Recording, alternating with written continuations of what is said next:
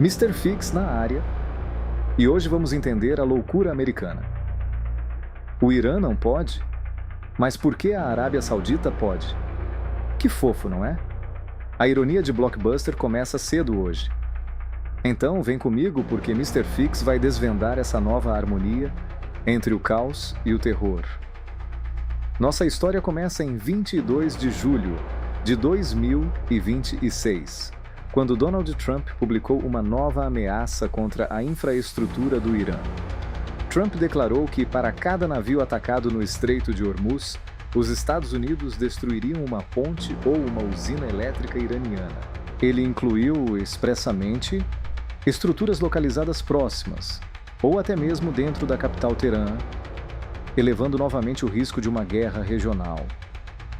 A Reuters publicou a ameaça às 13 horas e 35 minutos, no horário UTC, enquanto especialistas questionavam a legalidade de ataques contra a infraestrutura de uso civil.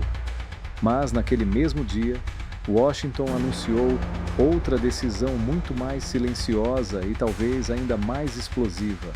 Em Washington, o secretário americano de Energia, Chris Wright, e o ministro saudita Abdulaziz bin Salman assinaram um acordo 123 de cooperação nuclear.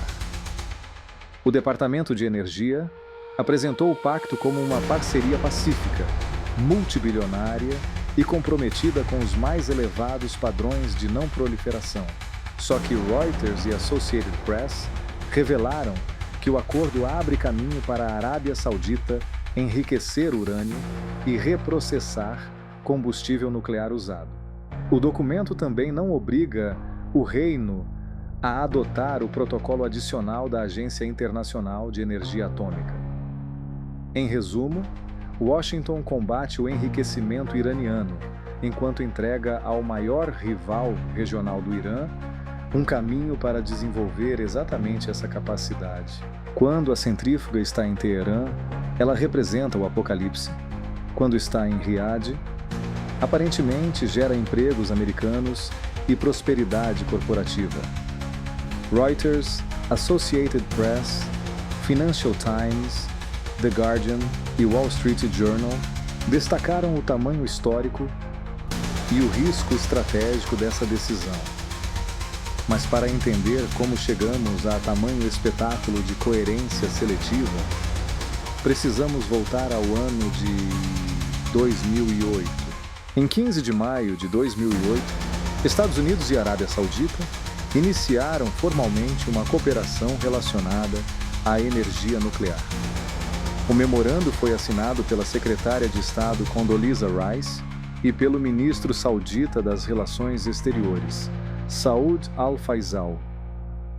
O documento não era juridicamente vinculante, mas estabelecia cooperação em reatores de água leve, combustível nuclear, pesquisa e treinamento. Em 16 de maio, a Casa Branca de George W. Bush apresentou o acordo como instrumento de paz, estabilidade e não proliferação.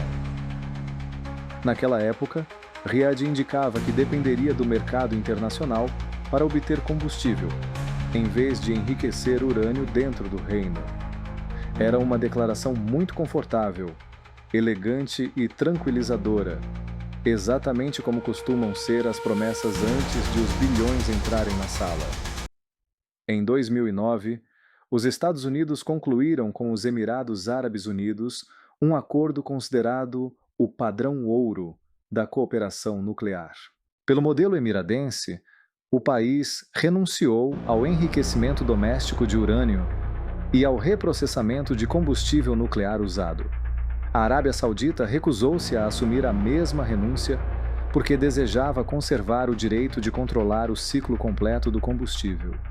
Negociações formais de um acordo 123 aconteceram em 2012, durante Barack Obama, e novamente em 2018, no primeiro governo Trump. Segundo o Serviço de Pesquisa do Congresso, o avanço foi travado por diferenças sobre enriquecimento, reprocessamento e inspeções internacionais. Em julho de 2017, Riyadh aprovou seu projeto nacional de energia atômica, incluindo planos para reatores de grande e pequeno porte.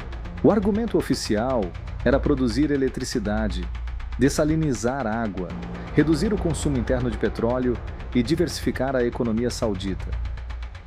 Rússia, China, Coreia do Sul, França e empresas americanas começaram a observar um mercado potencial de dezenas de bilhões de dólares. A paz mundial, como podemos perceber, já dividia a mesa com contratos industriais, influência política e uma enorme calculadora. Em 15 de março de 2018, às 7 horas e 16 minutos no horário do leste americano, a CBS News divulgou um trecho de entrevista com Mohammed bin Salman. A entrevista completa foi transmitida pelo programa 60 Minutes em 18 de março, às 19 horas, nos Estados Unidos. Diante da jornalista Norah O'Donnell, o príncipe afirmou que a Arábia Saudita não desejava adquirir uma bomba nuclear, mas completou que, se o Irã desenvolvesse uma arma nuclear, o reino seguiria o mesmo caminho o mais rapidamente possível.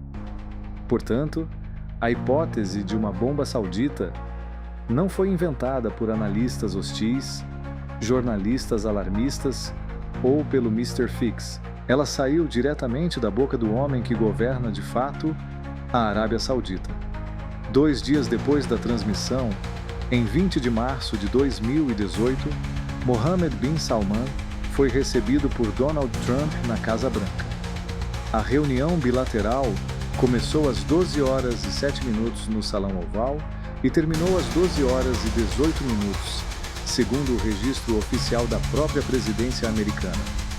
Trump destacou compras militares, investimentos sauditas e dezenas de milhares de empregos gerados nos Estados Unidos. Questionado sobre o Irã, o presidente disse que o acordo nuclear iraniano seria discutido naquele encontro com o príncipe. Em 20 de setembro de 2023, às 18 horas e 17 minutos no horário do leste americano, a Fox News publicou uma nova entrevista com Mohammed bin Salman. A conversa ocorreu na ilha artificial de Sindalah, construída no Mar Vermelho, e foi conduzida pelo apresentador Brett Baier. MB esse repetiu que, se o Irã obtivesse uma arma nuclear, a Arábia Saudita teria de conseguir uma para equilibrar o poder regional. Ele ainda afirmou que o mundo não poderia assistir a outra Hiroshima, embora mantivesse aberta a possibilidade de responder nuclearmente ao Irã. 2 entrevistas, 5 anos de diferença e a mesma mensagem. Se Teherã tiver a bomba, Riyadh não ficará assistindo de camarote. Durante o governo Joe Biden, a cooperação nuclear passou a integrar uma negociação estratégica muito maior entre Washington e Riyadh. O chamado Grande Acordo incluiria garantias de segurança para os sauditas, cooperação militar, energia nuclear civil e normalização com Israel. Em troca, Washington pretendia afastar a Arábia Saudita da China e consolidar uma nova arquitetura regional liderada pelos Estados Unidos. O problema é que a guerra em Gaza tornou politicamente impossível para Riyadh reconhecer Israel sem avanços concretos para os palestinos.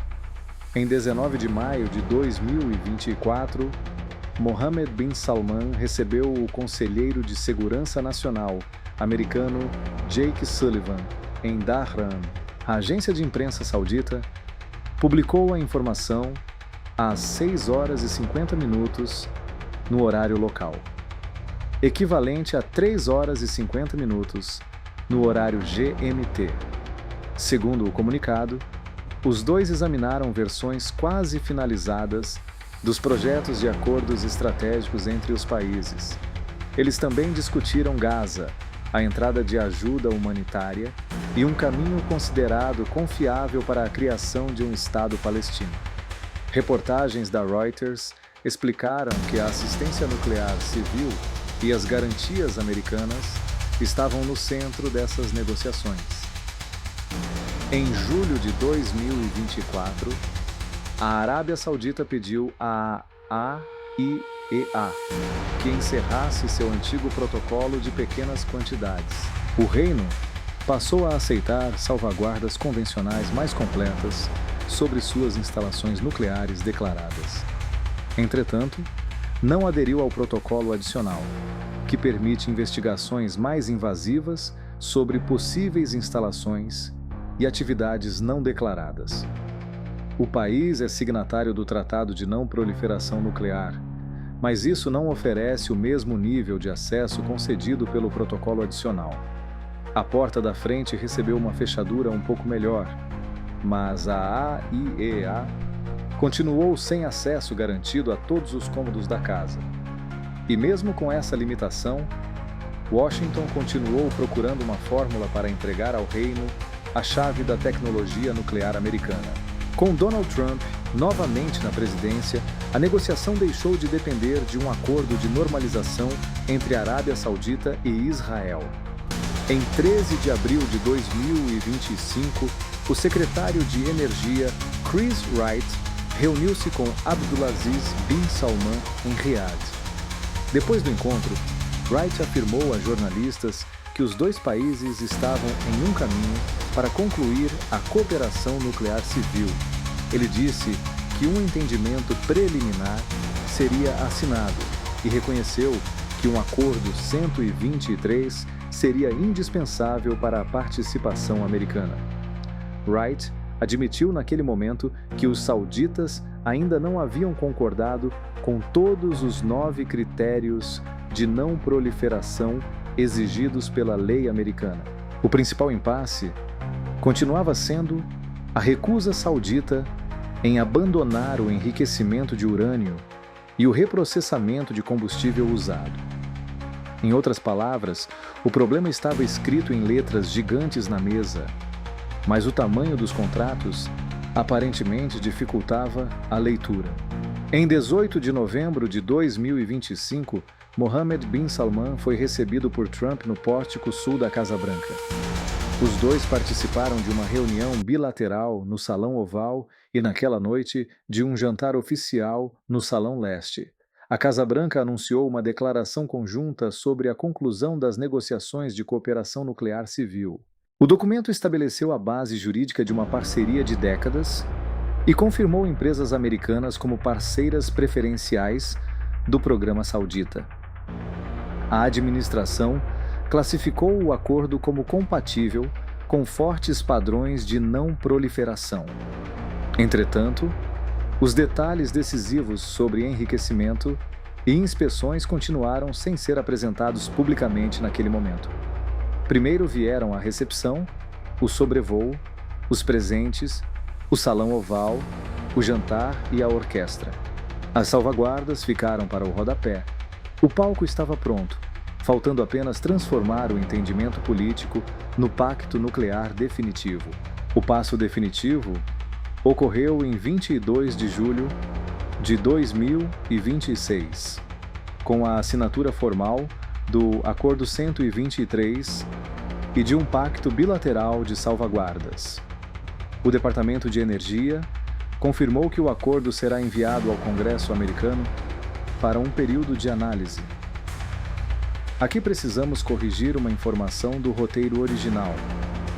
Não são necessários 2/3 da Câmara e do Senado para aprovar inicialmente o acordo. O pacto poderá entrar em vigor se o Congresso não aprovar uma resolução conjunta de desaprovação dentro de 90 dias de sessão legislativa.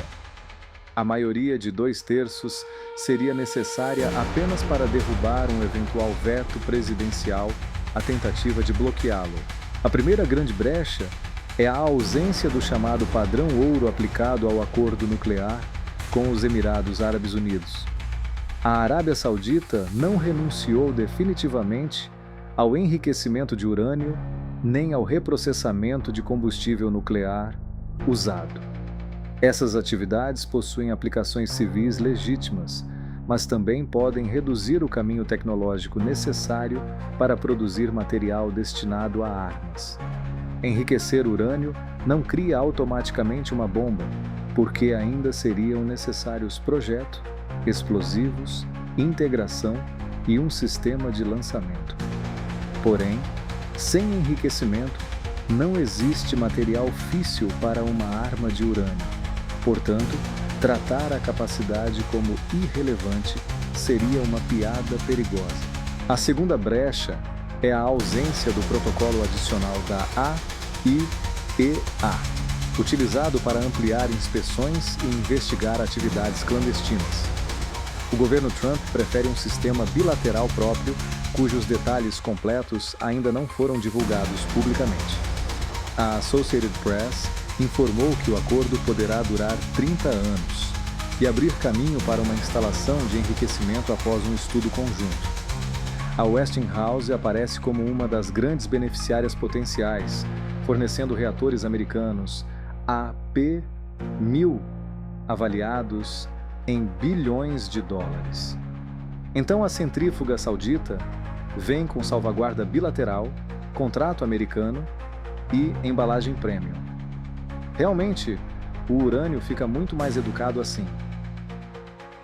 Agora chegamos à pergunta mais perigosa deste documentário.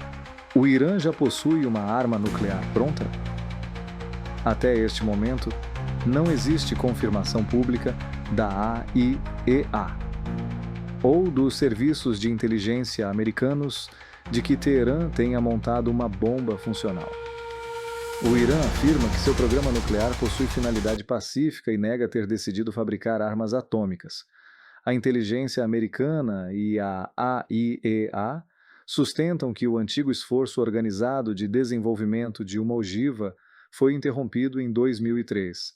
Mas isso não encerra a discussão, porque capacidade técnica, decisão política e posse de uma arma pronta são três situações completamente diferentes. Em maio de 2026, fontes da inteligência americana estimaram que o Irã poderia precisar de aproximadamente 9 a 12 meses para construir uma arma.